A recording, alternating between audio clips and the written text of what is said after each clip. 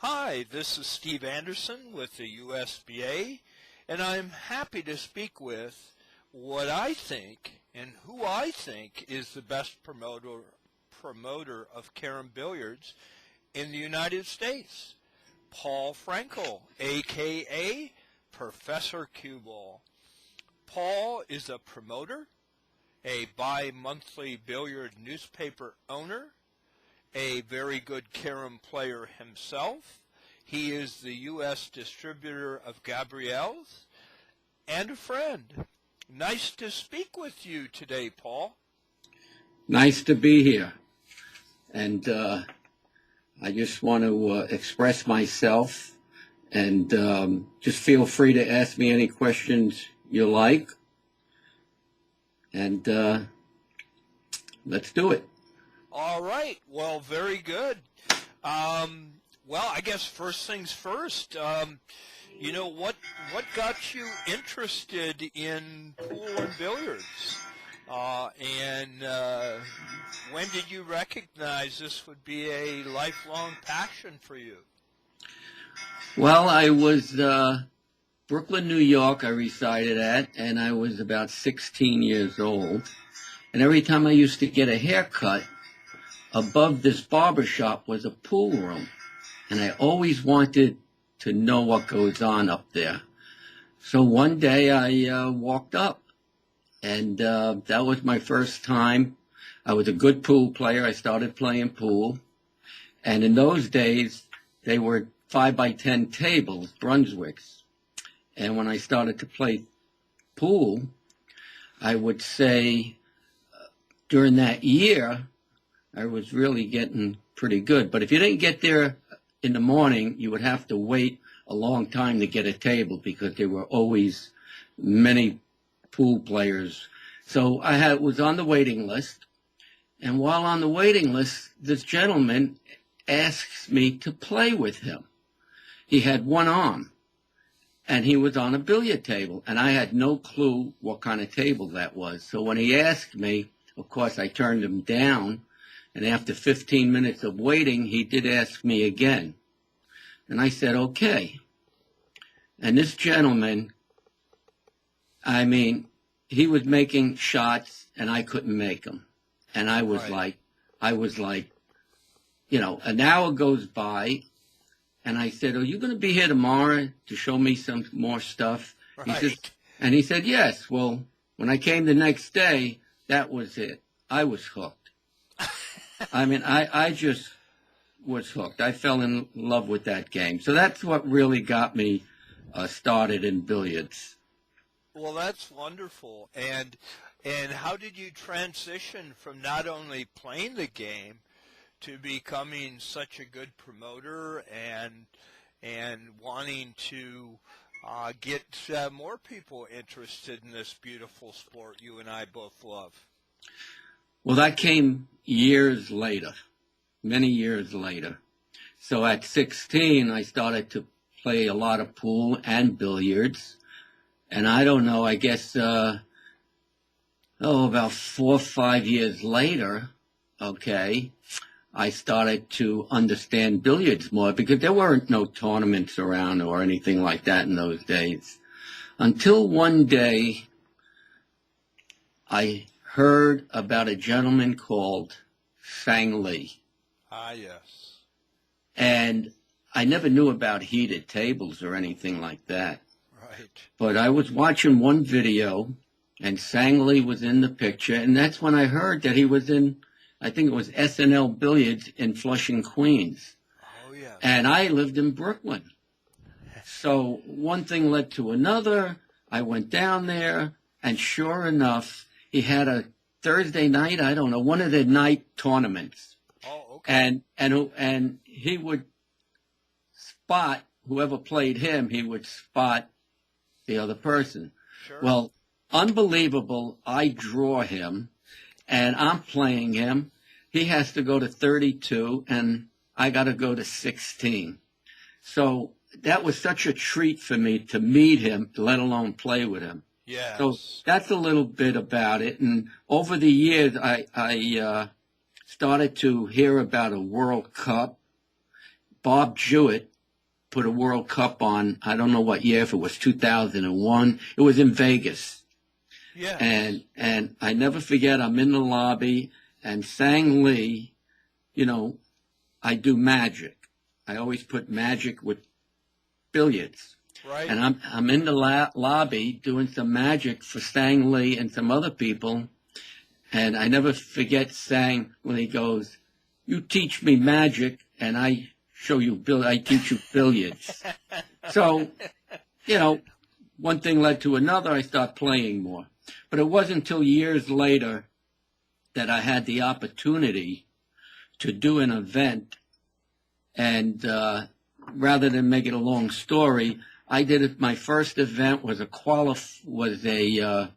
was Mays and Shooney and myself down at the Mark Griffin's, one of his tournaments he did, and we had a race to 3, beat Mays, and then you win a Q.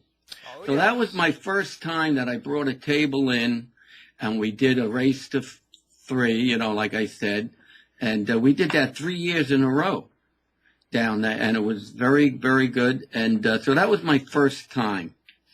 Well, maybe this is a great segue then.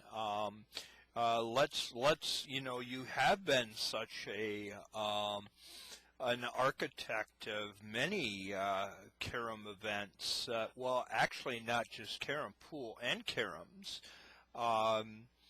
One of the many venues that you've worked on through the years is with the Super Billiard Expo with Alan Hopkins.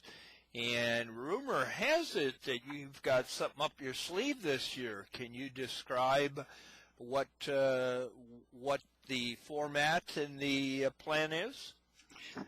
Well, I doing something different this year. For the last 4 or 5 years, I started off the first 2 years when Alan Hopkins finally said to me, because every year I've been covering his event for the last 10 years, I believe it was. And every year I would say to him, let's do a billiard event. Let's do a billiard event. And finally, 4 or 5 years ago, he finally said, well, okay. So when I did the first 2 years was like Champion of Champions I did, which was phenomenal. And then I did the Nationals there. But this year, what I wanted to do, what I'm doing, okay, I'm doing a special clinic for 18 and under. And I feel that this is very important, needed in the billiard industry. Mays and Shooney, okay, of course, a USBA champion, is going to do the clinic with me, okay? It'll be 18 and under. And we need to educate these young pool players, because I always believe the quickest way to get new players to the game of 3 cushion is to reach out to the pool players. Yes. So we're going to be doing the special clinic. At the same time, okay, that evening, for the 3 days or 4 days that we're there, Eura, nothing but billiards, yes. Okay, we always do an open tournament, a race to 5. So last year we did that, and we brought pool players in the evenings onto the 3 cushion tables. Wonderful. This year we're going to have 2 Gabriel tables there. Now, the major, one of the challenge matches that we're doing, this is pretty interesting. We are going to be bringing in 4 champions, 2 USBA 3 cushion champions, which is Hugo Patino and Mays and Shooney.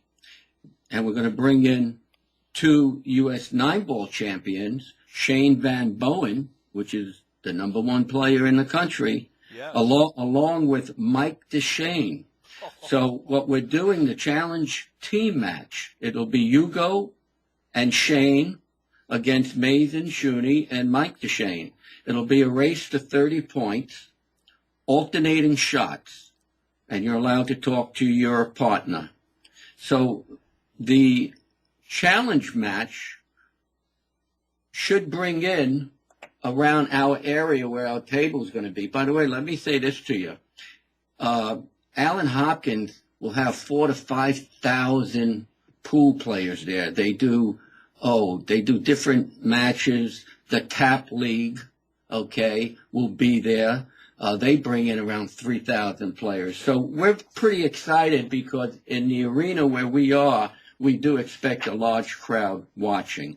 Well, you know what? That it just sounds so fantastic. I mean, those four names, anyone that isn't living under a rock, either in three cushion knows that, you know, the 2-3 cushion players, and then of course the top pool players. It just sounds like a lot of fun, and having been to SBE before, Alan puts on such an excellent job. That's going to be just wonderful and a lot of fun. Let me mention also that not only the team's going to be playing, then they're going to have a challenge match, 20 points, against Shane Van Bowen versus Mike DeShane. We're also going to have a special challenge match with Hugo Patino and Mazen Shuney. It'll be 2 out of 3 sets to 30 points. And this is just going to be awesome. Yes, Alan Hopkins puts on one hell of a show. And let me mention the dates to you, okay? Please. April 16th through the 19th at the Greater Philadelphia Expo Center in Oaks, Pennsylvania. Well, wonderful. And then if you happen not to have the URL handy, most anyone could probably Google in Alan Hopkins Super Billiard Expo and be able to see the flyer, the events, the times, the information, all that they'll probably need to enjoy themselves at this wonderful venue. My website, ProfessorQBall.com, will be putting up results daily, okay? And we're hoping that if we raise enough money, okay, because unfortunately everything is about money, I would like to live stream it, okay? We have a couple of months away, all right? And like I say, right now we have stuff up on my website, and it's going to be a great event. That's wonderful. Is there anyone that can donate to help? Because I know streaming can be expensive. Is there a way that donations can be sent either to you or to the USBA to try to help fund this streaming? Well, again, on my website, okay, my name is Paul Frankel, Professor QBall. I'm going to throw out my phone number is 901-210-7251. If anyone out there would like to, listen, all donations are welcome, small or large, because it'll go a long way. Great. Well, I'm looking forward to it, whether I'm going or whether I'm going to watch it on the stream, but one or the other, I'm going to do one of those. Well, speaking of other venues, there are two very high-profile events in Three Cushion here in the United States. One is the Nationals, where we crown our best player in the U.S., and also a more international event called the Verhoeven Open. They're both going to be held at Karam Cafe in New York City this year. I would say the Karam Cafe has to be probably one of the premier epicenters of Karam billiards in the United States. I was wondering, are you going to be playing in either or or attending? Oh, definitely. I don't know if I ever missed the Nationals in the last 15 years. I am going to play. At least I'm going to try to do my best to play. And no, I'm going to play, and I also going to cover the event because in my publication, we always place in the new USBA newsletter. So yes, I'll be playing and covering the event, taking pictures, and will be in the following issue. Oh, that's great. Well, I look forward to that too. Both of those events are just wonderful. I've been to both of them more than once, and it's very enjoyable. Well, great. Well, since you're going to be playing in the Nationals, maybe talk about your equipment. What do you play with? What brand, weight? Give us some information on your cue that you use. Well, I use a beautiful cue, it's a Tiger, okay? Oh, yes. And basically, I use about 18 and a half weight, 12 and a half millimeter tip. Okay. Yeah. And I use Master Chalk, okay? And sometimes I use a glove, Gabriel's glove. My shaft is an X-Pro, and I just love my Tiger Q. Yeah. Do you use a hard tip, soft tip? What kind of tip? Is it layered? I believe a medium, Okay. Medium tip.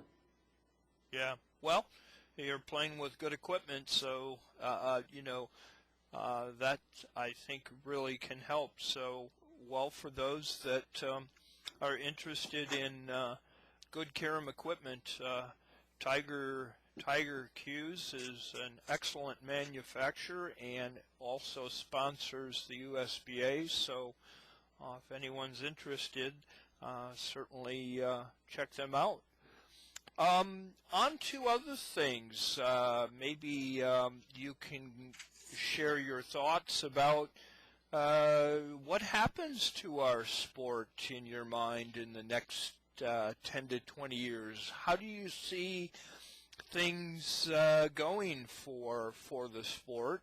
And in order to keep it going, which I hope you think that's the case, what do we need to do that? Well, I don't have all the answers, okay? I can just tell you what I would like to see.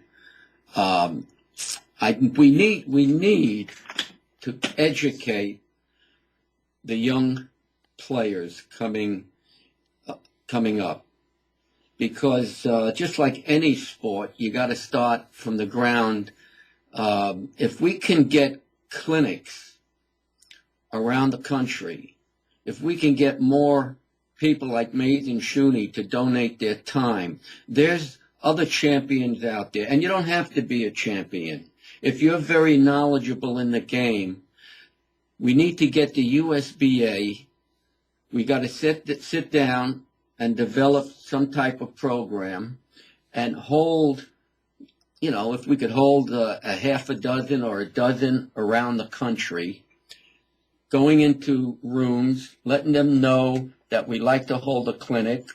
And we need everyone to come together. We need all the billiard players to talk about this, to go out and solicit their cousins or their friends or whatever it is to get them to play this game. So it's a lot of work, but that's what we should focus on. It's nice to have the big tournaments. It's nice to have different events, but we need to focus on the clinics.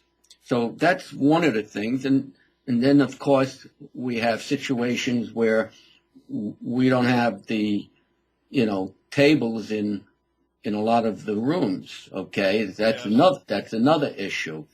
It would be nice if, I use the word the USBA, but it can be anyone, that we can get a dozen tables and put them in the rooms and let the room owner pay for them as the months go by, because, everything's expensive, and somehow if it's in the person's room and they're making a go of it, let them pay for the table as the months go by. And if they don't, we take that table out and we put it into another room. So that's another idea that Yes. would be great. I think that's excellent ideas, and let's hope our sport continues. And I certainly will do whatever I can to help with that. It's so enjoyable to play, and so that's good.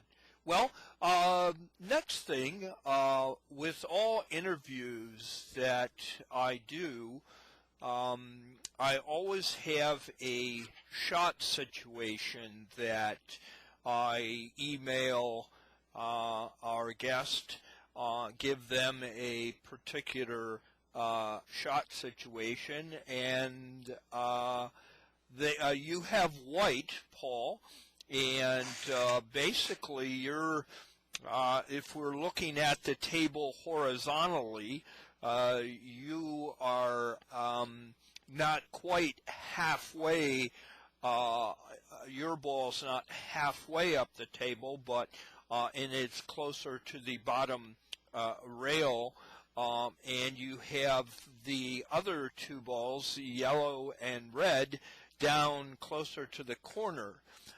Based on the diagram, what do you see as the most viable solution? Well, I would do a 2+ system. Yes. I will hit where the number 1 shows it, the diagram shows it. I would use basically left-hand English somewhere around 10 o'clock. Yes. Pretty firm stroke because it has to come off the red ball at full impact so it can come to the bottom rail and back up to the yellow. So that's what I would do. Yeah. I think that's the most, I'll tell you, that's not a great position to be in. That's not a shot I'd want as my out shot. But I think your solution to the shot situation is really about the best percentage. It's not an easy one, but I think that's a very good solution. So that's great. Well, I'll tell you, it's time goes so fast.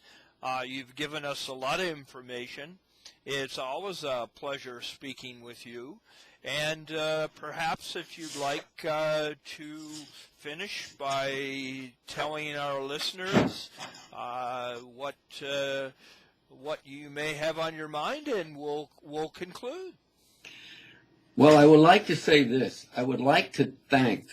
There's people out there behind the scenes that make what I do possible. So I need to thank the Bob Jewett, George Hart, Al Messinger, Tom Rossman, David Levine, Charlie Brown. Charlie Brown is going to be helping me, the director at the Allen Hopkins Expo. He's been there for me for the last 4 years. Ura, Nothing But Billiards. Yes. He's just I can't even put into words. He's a great mechanic. He's the one that sets up my tables. And this year, we got Tom Paley and Merrill Hughes, who's on the board, yes. helping. Yes. So I want to thank, I may have left some names out, and if I did, I'm sorry, because these are the people that are behind the scenes that a lot of them you don't hear about. And anyway, just want to thank them, and let's have this year a great year. And, we have Tiger and Gabriel's and Simone's, and there's other sponsors, so, and the USBA. So basically, I would just thank them all. Well, wonderful. Well, that's great. Well, again, it's good talking with you, Paul. I appreciate you taking the time out, and I hope to see you either in Pennsylvania for the SBE or perhaps the Karam Cafe in New York City for the Nationals and the Verhoeven Open. Sounds good. All right. We'll Take see you care, there. Paul. Yep. Bye-bye. Bye-bye.